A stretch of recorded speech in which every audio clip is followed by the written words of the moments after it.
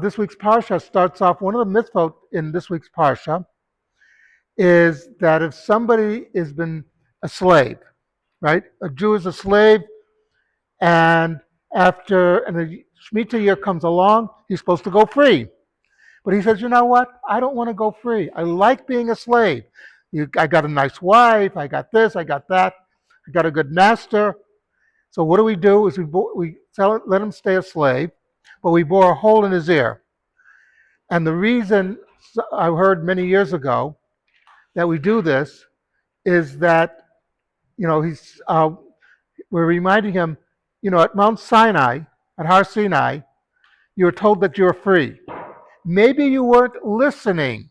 So we're going to help your hearing by boring a hole in your ear that maybe you might get the point across. Because the Torah basically is anti-slavery. It's a very basic theme that runs through the Torah. But sometimes it has to happen.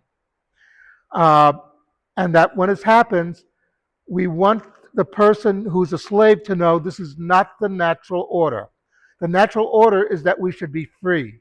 God wants us to be free because only a free man can determine his fate. A slave has to do what the master tells him to do. Remember, the first mitzvah that we got was setting up the month, deciding when the month will be, because a slave does not determine his own time. A free man does. A slave is not responsible for his actions. A free man is responsible. Therefore, the Torah definitely wants to get across the idea that being a slave is not natural. You're a child. A child is a slave to his parents, basically, until he's 13. He's not responsible. But after the boy's bar mitzvah or the girl's bat mitzvah at 12, they're responsible for their actions suddenly. The big statement that I think quite a few guys here have made at their son's bar mitzvah was, I'm no longer responsible for this kid. You make a public announcement in shul.